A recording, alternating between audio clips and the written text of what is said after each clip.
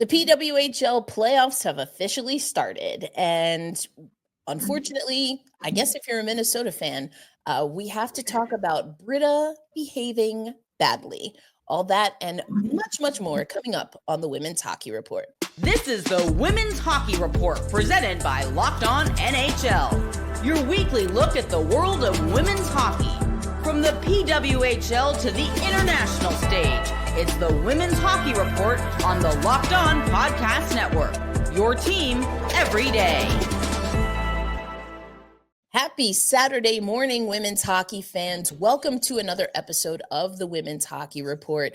And we are, of course, part of the Locked On Podcast Network and the Locked On NHL channel, where we bring you your favorite sport every Saturday. My name is Erica L. Ayala. I am here alongside Rachel Donner. We want to let you know that today's episode of the Women's Hockey Report brought to you by FanDuel.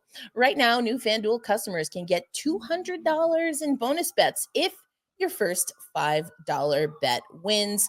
Yes, we are going to talk about the playoffs. Yes, we are going to talk about the suspension. But first, it's the vibe check. Rachel, how you feeling? Listen, when we did our preview, you asked who's going to be a standout player, and I kind of threw out there Micaela Cava, right? You did. Guess who scored in game 2 for Minnesota in a very pivotal moment to really establish Minnesota's game. So yes, we will get into that. But my vibes right now outside of the PWHL, I just had my birthday, so I'm having a good time, feeling great about it. Happy belated. Thank you. The WNBA is getting moving here. So, and yes, we had Cava on our thumbnail for the last episode because you definitely called that out. I also, if we're talking about the PWHL vibe check, I'm super excited for Shiann Darkangelo, who is someone I've always advocated for, ride or die OG of my tenure in women's hockey, also getting on the board. But again, we'll talk about all of that. But perhaps some of the biggest news came between games 1 and 2 of that Minnesota-Toronto series, Rachel. And once again, Britta Curl in the mix. Yeah, it was just so unfortunate, pulling focus from what should be a tremendous playoff semifinal series here between these two teams. And it's really frustrating because obviously we know she got a 5 in a game for elbowing Renata Fast in game 1. And it was a 1-game suspension. And that's exactly what I expected the league to put down, because she's already had 2 suspensions this season that were each 1 game. In January, there was a stick to the head. And in March, there was that elbow against Megan Carter, right? And the league only chose to suspend her for 1 game for each of those. And as we all know, we can pull this from the NHL in terms of suspensions, and there are different rules for the playoffs than there are for the regular season. Those suspensions always get cut down, right? So what were they going to do? They can't cut down from 1. So they had to keep it at 1. Meanwhile, they're not considering the compound incidents here. And it's infuriating to me, if you can't tell. Yeah, absolutely. I mean, this comes after we talked on last episode about Hillary Knight and the Boston Fleet. Now, in fairness, they were asked, but also talking about, that players need to be protected. And then here we have a player, like you mentioned, that has a history of these things. And, we talked about it also coming out of international play. Was Curl someone that was kind of instigating or the target of some very specific players that play for Hockey Canada? So it is extremely unfortunate. There's one of those players in every league. You think of the Draymond Greens. I just don't understand how people still can root for a Brad Marchand who is out there licking people's faces. That's so gross to me. But, I guess everyone has their type. But either way, maybe Draymond Green. Are we at Draymond Green, Brad Marchand level? I don't know. But it's pretty. It's like you said, the compound effect is pretty egregious here. And you put your team in a bad spot in a playoff race, by having to serve that suspension. So I just wonder if there's just overall maybe just a little bit more of a calculated risk, body awareness that Britta can bring to her game. I don't know. I mean, that's just putting it in the kindest, nicest, lightest form of the conversation. Well, yeah, and what's so weird to me is that Ken Klee, first of all, defended her, which not great, I don't think, again, given the history there. But also, I think secondarily, Minnesota won game 2 without her. Mm, And I I think that's an important note to make, that it's this team is fine without her and mm, has a lot of offensive weapons and can make really good plays, can have a successful power play mm. without her on the ice. And, can they do it, for a sustained period over the course of a playoffs? Honest question, really good point. However, I just don't think that taking her away from multiple games, given the history and the track record, would is an undue burden for the Minnesota Frost. I mean, and again, it's just something that is it something long term that is going to help or hinder this team? And you have expansion, so these are decisions that all players are under the scrutiny of. But if you start, if you've got a type, right, or this is just, again, hate having to talk about it. Listen, you can talk about how hockey is being regulated a little bit different at all levels, and that's sure a conversation if you want to have it. And I mean, hits to the head, we're just seeing across sports. You got to get used to it. That's how the games are being called. You don't need to, even if you do make contact, because there are people that are different heights, or you're kind of reaching and Right. squatting, and so you end up at different levels. I could totally see, especially how that play went down. You could maybe make an argument for that, but and I would say, when you follow through, right? When you follow through on something like that, and again, you have had an issue with, and it's not like Britta Curl, right? We had Lee Stecklein talking about how do you manage knowing that your height could be a disadvantage, right? It's a liability when you're playing against players who you are above the average height. That's not what Britta Curl is dealing with, right? No. So there has to be something where if you truly want to be an elite level athlete, you have to understand how the game is being called. Even if you wanted to kind of, say, oh, intent, blah, blah, blah, speed of the game, blah, blah, blah. There's responsibility. Yeah, and when you raise your elbow like that and in a very clear motion, like, what other option is there but to Yeah. call that? And if Yeah. they didn't, it would have been even worse. Yeah, absolutely. We love folks chiming in on the comments. Agreed on all of this regarding Curl. It is not a hockey play, and she should be done. And his defense quotes was garbage. Talking about Clee there. Yep. So, I mean, yeah, I feel like we did what we needed to do with that, because there's definitely playoff hockey, and that's what we're Yes. all excited about here. But you mentioned it, Rachel. It's a split series, or a tied series, I guess we should say, at the time. So the Minnesota Toronto series has already seen game 2. We have game 2 coming up on Sunday for the other series. But let's stick with Minnesota.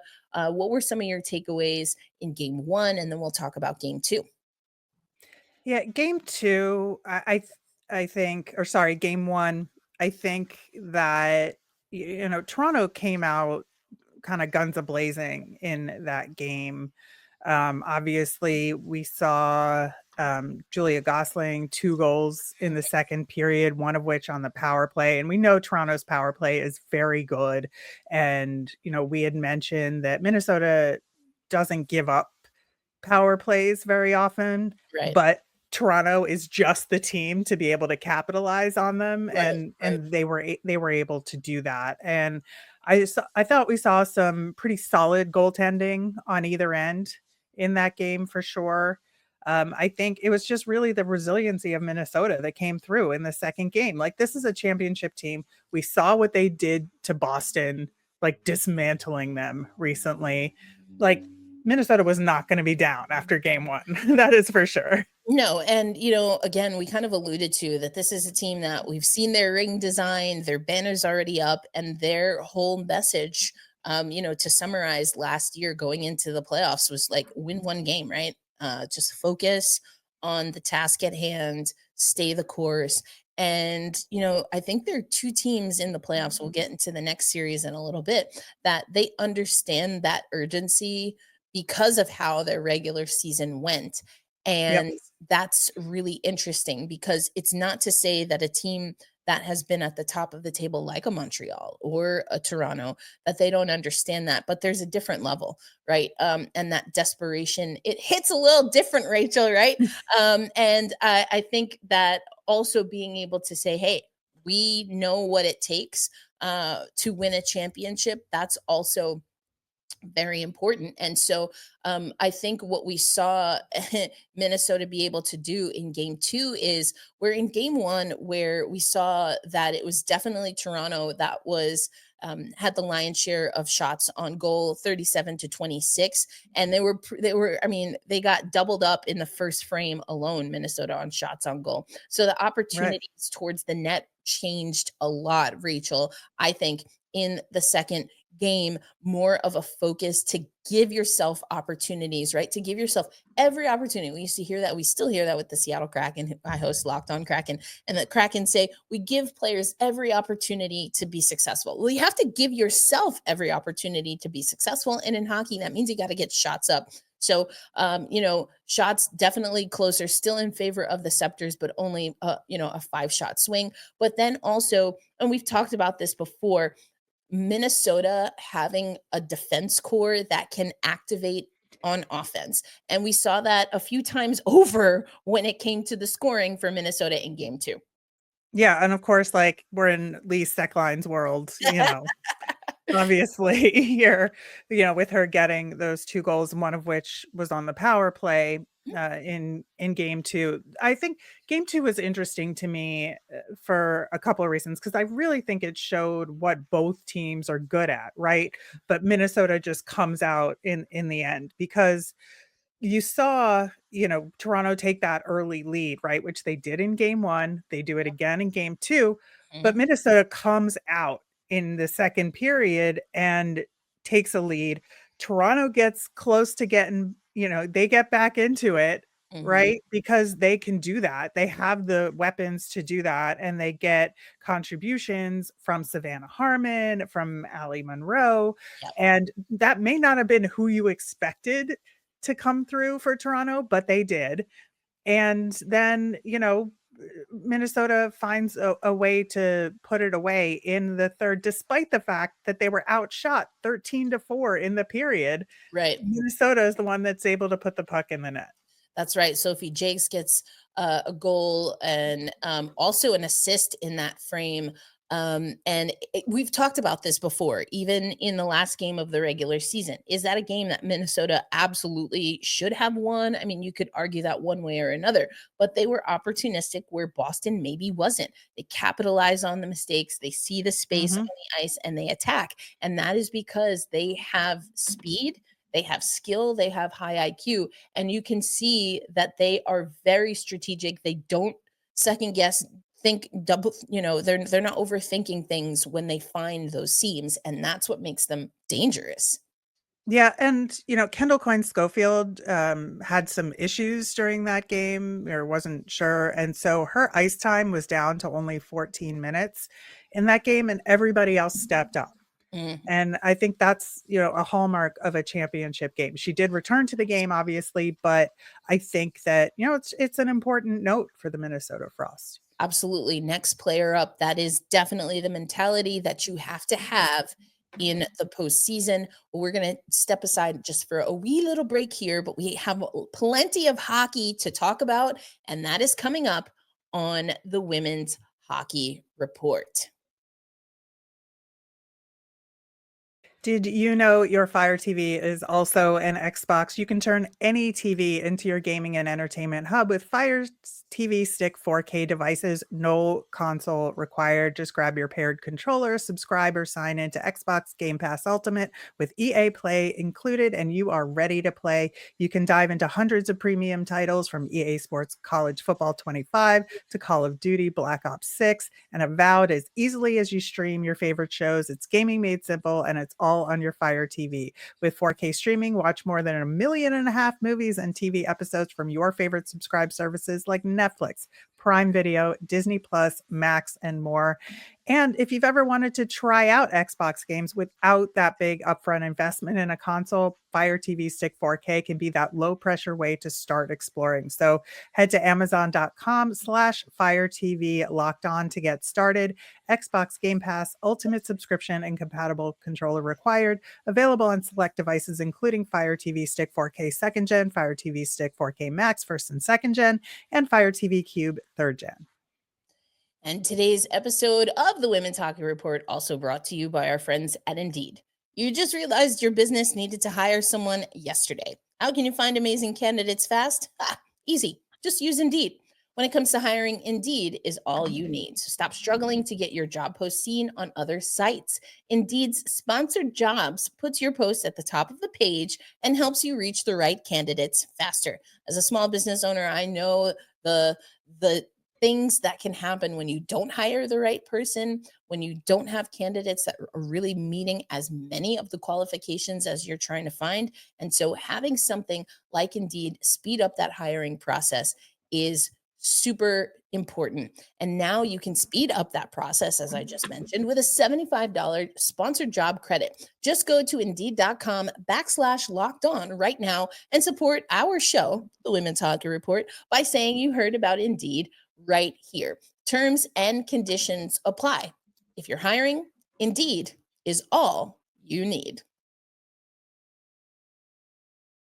All right. Thanks as always for joining us here on the Women's Hockey Report every Saturday. This is a special episode because it's live, Rachel. We knew that there was a game Friday. We just talked about that series between Minnesota and Toronto, and we didn't want to skimp out. We wanted to make sure we were talking about everything. So we talked about that first series, already 2 games in the bag, but we have another series. The second semifinal, of course, that is Montreal picking and pointing out their opponent on the playground in the Ottawa Charge, and 1 game in. But how's it going on that side of the bracket? Of course, Ottawa won game 1, 3-2 on Thursday. And I think for me, there are 2 big takeaways from that game. The first off is how good a job Ottawa did defensively. And that's something that they're very good at, but aren't often 100% consistent at. But I felt like they did a pretty remarkable job all game in terms of doing things like driving Montreal to the outside when they needed to. They used the physicality that they are known for in order to do that. And so I think that was really good. Yeah. And go ahead. Sorry. I was going to say, like, as a result, my other point is that Montreal was only able to score on the power play in that game. They were not able to score at 5-on-5, which, great for the Montreal power play, but also, if you can't score at 5-on-5, like, your chances of winning the game go down. Oh, for sure. And that's something that Montreal is going to want to figure out here. On the one hand, you do need special teams, right? And we've already talked about the other series, how that's a way to really catch up, swell the lead, all of those things. You need that. And if you can't score 5-on-5, I mean, that's the game, right? Everything else are the bonuses or the penalties in the game. So, but again, that goes back to the structure of Ottawa. It's not just like, I love that you said that this is a team that can put out that defensive performance. Consistency has been what we have been screaming to the interwebs about the Toronto Charge all season long. But there was also a level of focus, a level of determination and confidence that was uniform. And I'm not here to say that I'm in the Ottawa Charge locker room or dressing room, depending on where you are in the world. But what I can say is that you can see just that difference. And it might be slight, but it is a resound difference in how they're speaking, and how they're focused. For me, Rachel, that's the big takeaway. And I think what you alluded to on 5 is a part of that, playing as a full unit, truly Yeah. seeing it as a game, as a mission where you have to do that. And I mean, yeah, these are professional hockey players. They should know that. And sometimes you just hit another level, right, in your mentality. And I think that's what Ottawa was able to do. Right. And I think, when you look at the offensive side of things for Ottawa in this game, you get a goal from the captain, Brianne Jenner, Yep. setting the tone, scoring the first goal of the game, hugely important. Also on the power play, which, has had mixed results for Ottawa over the course of this season. So that was an extremely important element to that game.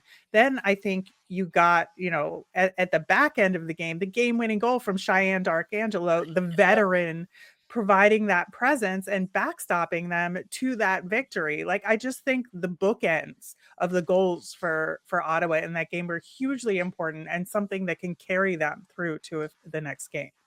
And I think also I would point out Gwyneth Philips. This is someone who Mhm. really we were high on, coming again from some of the international play, specifically with the rivalry series, how Gwyneth Philips showed up, showed out. And people in media at these games, or at the playoff game and right before we started, to end or I should say to end the regular season, of course, people asking about Gwyneth Philips, how was she prepared for this, all of these things.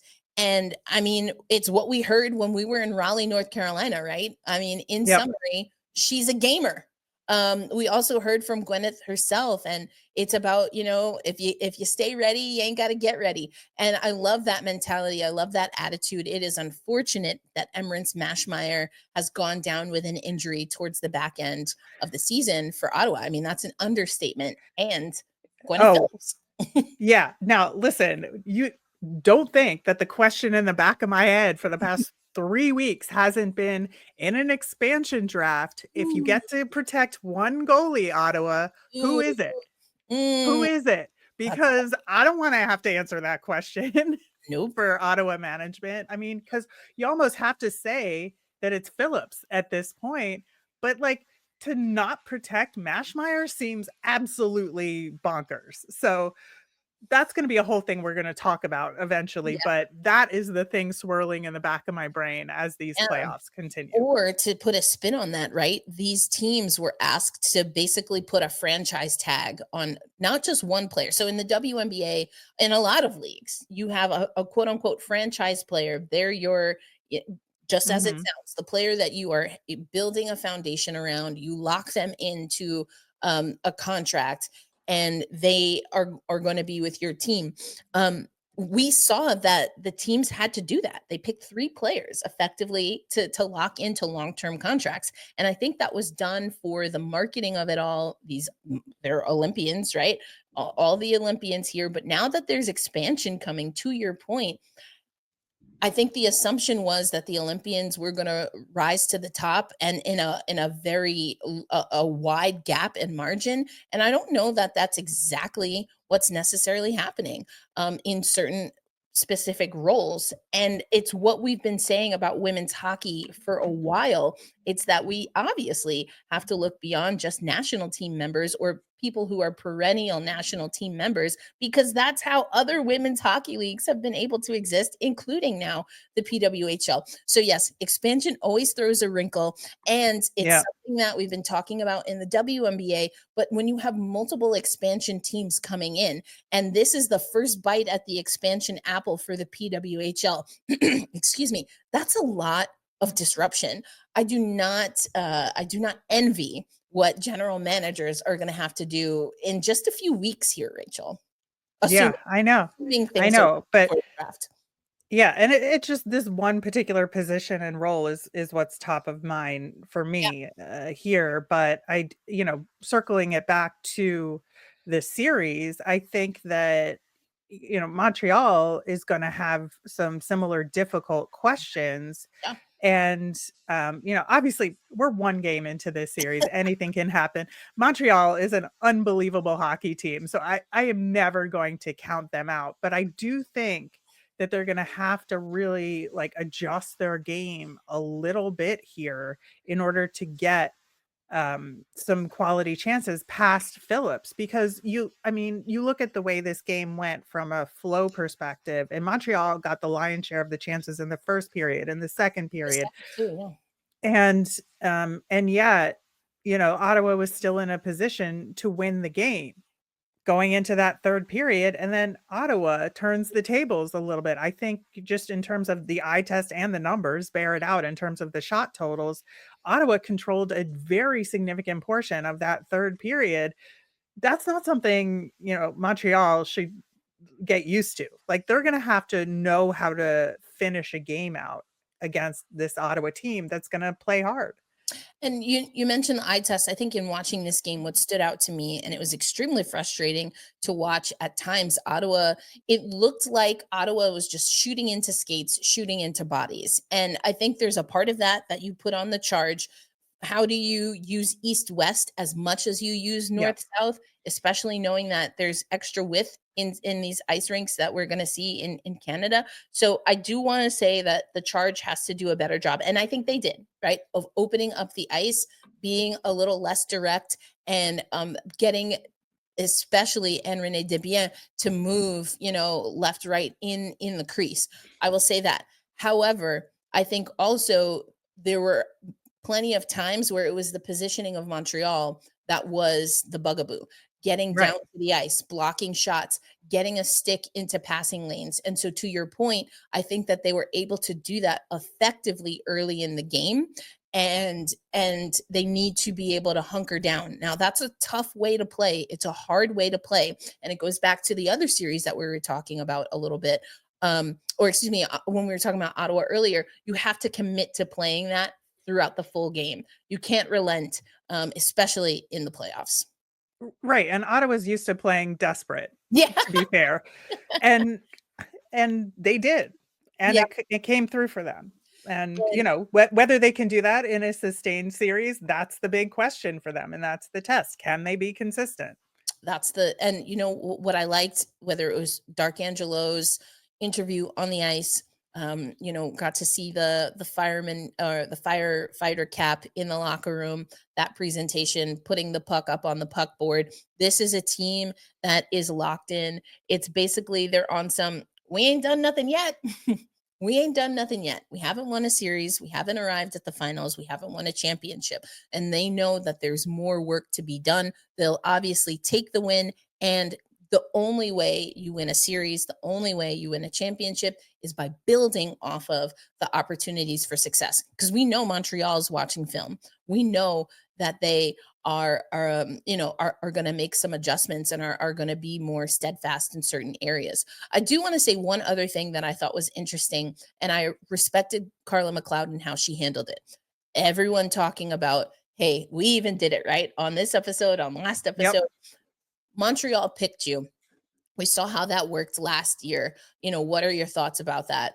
Carla McLeod was like, listen, they did what they were asked to do, and they picked us. That's it. That's a storyline for y'all. We're not talking about it. We have to win these games. And I respected that. Now, is that really, really, really, really how the players feel? I mean, I have my doubts. I don't think so either.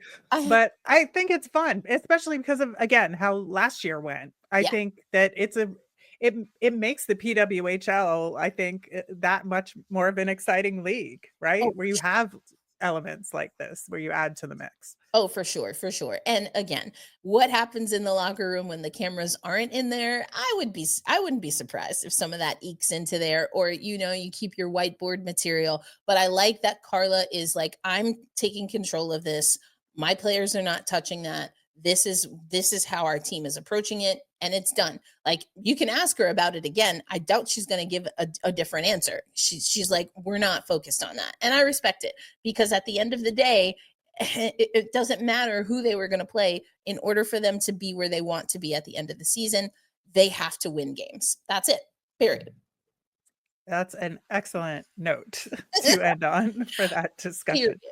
Period. But okay, looking ahead, of course, things pick up tomorrow, Sunday, for the PWHL and the playoff schedule. Both series will be in action, starting with the Ottawa Montreal series. That will be game 2, Sunday, May 11th, 2 p.m. Eastern Standard Time. Once again, Montreal hosting. Ooh, that place was so quiet after game 1. And so we're at game 3 already in the Toronto, Minnesota series, Rachel, which means that we now switch from Toronto to the Twin Cities Xcel Energy Center, where Toronto will be at Minnesota. That's going to be at 5 p.m. Central Time. I love how they did Central Time. I'm like, absolutely. Let's not always work under the East Coast gaze. I say that as someone who was raised in New York and now lives in Central Time. So, but that will be 6 p.m. Eastern for those who need a decipher. So that will be exciting. And of course, we will talk about that on next week's Women's Hockey Report. But we have a few other things to wrap up when it comes to the PWHL and specifically the draft. No, we haven't gotten more information from the league yet, but we do know that the window to declare for the draft has closed. And Rachel, you picked up some trends that we will talk about coming up on the Women's Hockey Report. Today's episode of the Women's Hockey Report also brought to you by FanDuel. Hey, we know the playoffs are in action. PWHL, of course, we just talked about it.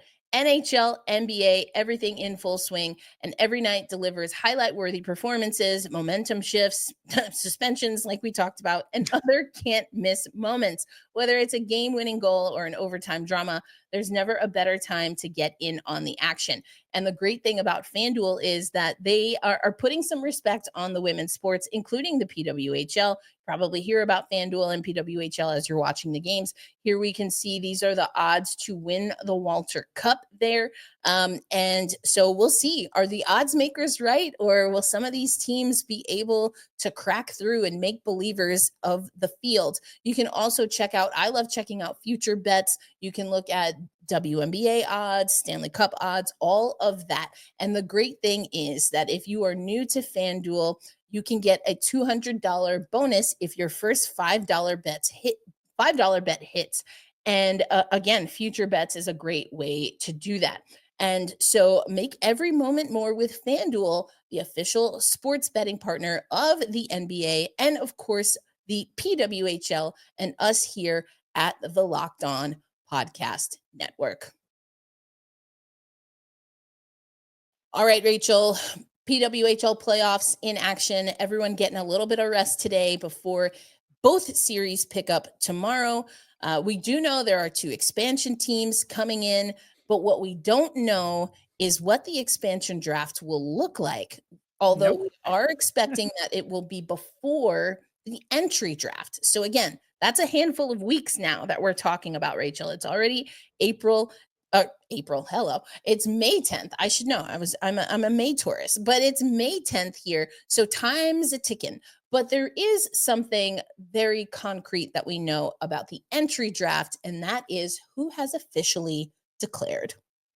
Yeah, we don't have a complete list that has been released by the league. We know based on, players who have said that Right. they have declared here. And obviously, one of the biggest names is Casey O'Brien from Wisconsin, who has declared. I think the big story around this is who did not declare and who said that they're going to go back to their NCAA hockey teams.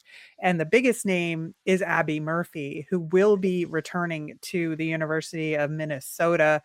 She has that extra year of eligibility because of the Olympic year and COVID and all of that. And she is choosing to take advantage of that and return to the Gophers. So that is a big name that will not be in this entry draft.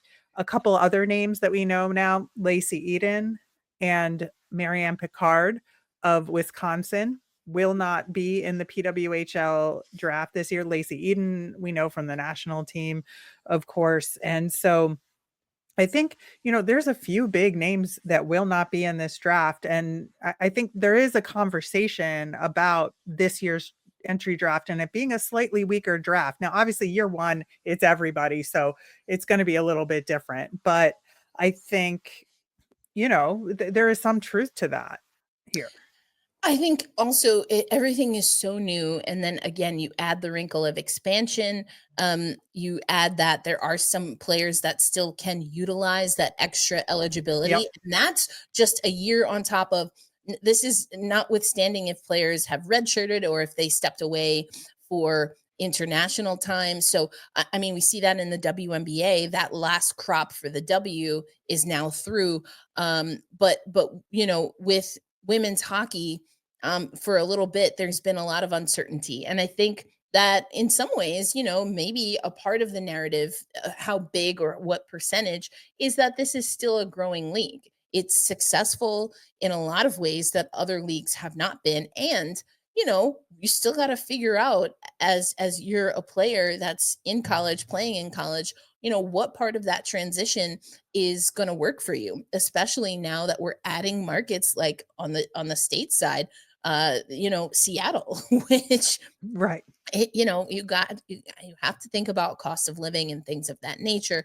So, I think we're still very new, I guess is in summary, what I'm saying here. We're still very new to the process and there's more newness being added. So, I don't know that it's an indictment one way or another. And at the end of the day, similarly to what Carla McLeod was saying about picking, this is something that we talk about in media, but the bare bones of it is an athlete has to do what's going to be best for them and their family.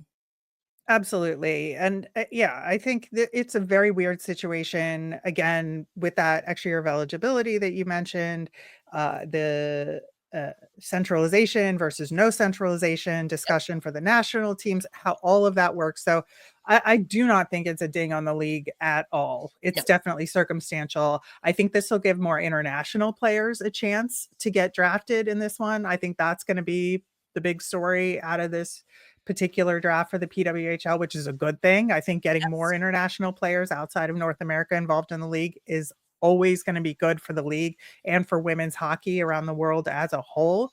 And I also think it's going to make the 2026 draft absolutely bonkers because we'll have those names that I just mentioned, including Abby Murphy. Plus, we're going to add names like Tessa Janicki, Caroline Harvey, maybe Layla Edwards. Like, who knows? Like that draft. Listen, it is going to be a whole time. Oh, absolutely. And again, things like the gold plan, how that plays into effect, knowing that there's two more Mhm. teams in the mix, everyone jockeying for positioning to win a championship. But if you're not going to be in that position, you definitely want to be in a position to get a high draft pick, to your point. And you alluded to this again, but uh just want to hit this point hard that next year, now this is not just for the draft or for the NCAA, but also the PWHL.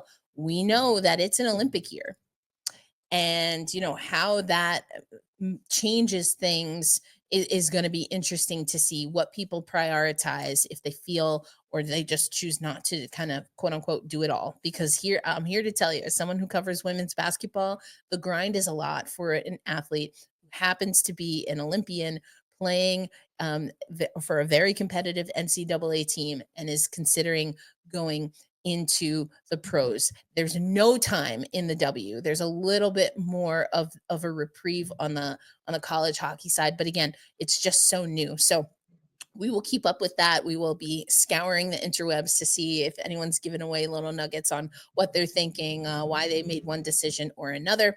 But we know that you are going to decide to lock into the PWHL playoffs tomorrow for the doubleheader. And we have to give a shout out to our friends at Black Girl Hockey Club that are having a playoff watch party. They're going to be tapped in for Montreal Victoire versus Ottawa Charge. You can check out the Black Girl Hockey Club YouTube channel, 7 p.m. Eastern time. So definitely check that out. And I mean, I also just want to mention something that came across our desk, so to speak. And the Hockey for All award recipient, Maureen Murphy, announced that she is going to be partnering with the Access Psychology Foundation to provide free mental health training for teachers and faculty at underserved schools across the United States. Now, listen, schools are under scrutiny here with all of the new budgets happening. I know that's really boring stuff unless you're someone like me who studied political science.